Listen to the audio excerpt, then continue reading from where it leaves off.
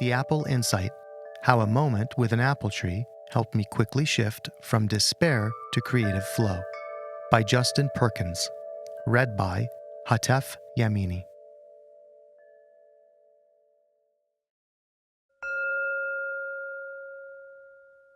Step 1: Coming to my senses. So there I was on a beautiful fall day near Boulder, Colorado in 2020, lying on my back, staring at the sky from a picnic table in a park. Despite the gorgeous sunny day, my internal weather was a raging tornado. I looked to the peaceful blue sky for a way out of the quagmire I found myself in. It did not deliver. My business had failed a year earlier after a decade of effort creating a beautiful snack brand from scratch and then scaling it to distribution in thousands of stores. The fallout from a business failure is very complex and it affected all aspects of my life. It went from dream come true to nightmare come true. Taking a deep breath, I dragged my spinning mind and heavy heart off the table and back across the serene, grassy park to face my fate. Suddenly, a pungent, vinegary sweet smell of rotting apples woke me up from this hellish rumination. My body involuntarily stopped as a lightning bolt of nostalgic excitement shot through my belly. Looking for the source of the smell, I noticed a lone apple tree with ripe apples still hanging from the branches. A pleasant feeling started brewing inside of me, disrupting the persistent acidity of fear that had gripped me for months. I had wonderful memories of other beautiful fall days flash in my mind. In stark contrast, this feeling felt like the possibility of being alive again, and I liked this precious feeling. So I decided to stay and savor it as long as I could.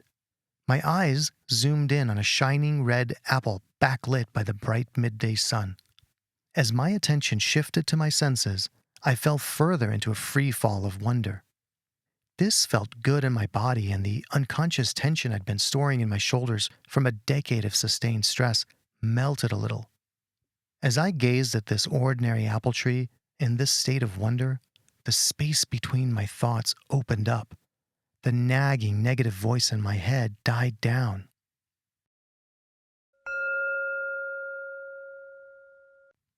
Step 2: The alchemical process of insight. A spontaneous and vivid visualization occurred in my mind's eye. The full cycle of the tree's life, from seed to fruit and back to dirt, unfolded like a movie. Then, a clear insight exploded in my head. Just a few weeks ago, these apples were still sour. They weren't yet ready to be harvested. Some never ripened fully, and some will never be picked. They will fall back into the earth. This powerful symbolic message from the subconscious mind moved me deeply. A mysterious balm of hope and peace started to unfold in my mind, followed by a wave of gratitude vibrating in my chest and throat, and then a warm and peaceful feeling enveloped my whole body. I realized we're no different from apple trees. In my case, I could see that I had a lot more growing to do. This business was just one of an infinite number of potential seeds that were still germinating inside of me. This temporary setback I had been seeing as a failure was a necessary, if not essential, part of the cycle of my learning journey and creative growth.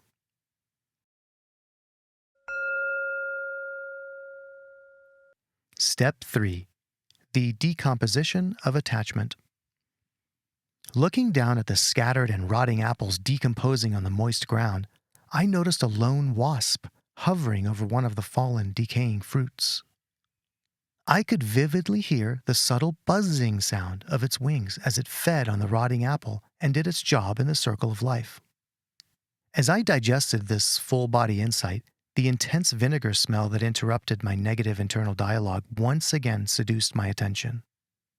Even the discarded fruit is useful. From this present state, everything slowed down, and I couldn't wait to create something new. I was centered again. I remembered my innocence. The flow was back. The obsession with this one business that was consuming most of my energy and holding me in the past could finally stop.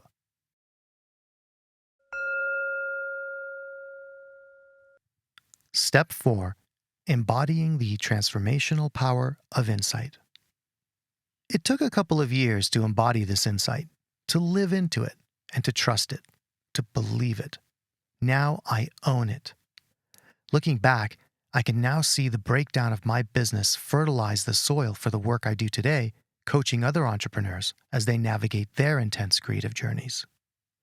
My worst nightmare became my superpower, and it's hard to even think of losing my business as a failure anymore. In fact, the word failure doesn't really even make sense to me, except to describe the temporary state of a dynamic system that's evolving in a never-ending creative process. However, the biggest return on investment from my business journey might have been this even deeper insight about the nature of identity. Any sense of identity invested in a business, or anything you do or have, causes suffering. It's a trap if you invest your heart in the wrong place. If this weren't true, then everyone who sold a business for a profit would be satisfied and happy. Today, I find that my sense of suffering vanishes every moment when I manage to relax the fist-like grip of my mind towards anything. My negative self-beliefs, being accepted, a relationship, a client, an injury, money, a project. When I remember to let go, I've noticed repeatedly that there's a falling back into a natural, neutral state, or homeostasis. And that clarity and balanced state often leads to a falling in love with what's actually happening right now. This process is my best attempt to capture what happened to me spontaneously and instantaneously with the apple tree. We all have the potential to relax and move on, to create without judgment.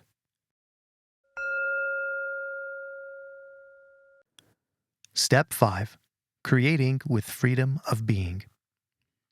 The moment you really understand your identity is whole and intact, regardless of circumstances or what you do, you're free. How you're being, or where you're coming from, in relationship with your experience is what matters. Now, a few years into creating my new life and business, I'm learning to keep it light and not confuse my identity with outcomes that are inevitably only temporary anyway. I'm still intense as hell, and there seems to be a high rate of productivity. However, I notice my life and work are more like a laboratory of creative experiments, coming from a deep desire to express harmony instead of trying to prove I'm worthy. This frees up a ton of energy to iterate and create forward. With every cell of my body, instead of recreating the undesired past experience over and over and over and over, I tend to recover faster and create more of what I want from an infinite well of possibility, with less shame, less attachment, more enjoyment, and more hope. I can't wait to see what happens next, and I spend a lot more time gratefully noticing apple trees and everything else on this extraordinary planet when I manage to pop out of the voice in the head and reconnect with life. What I learned quite viscerally from the gift of losing my business is that life and satisfaction, or despair for that matter, are an inside job. Let me say that again, only louder. Happiness and satisfaction, or despair, are an inside job. They're just temporary states, created moment by moment, through your relationship with yourself and how you apply your unique creative powers to engage with life. If you see how this system works inside of you, you might also see that you are so powerful you can create a heavenly experience or a hellish experience at any moment.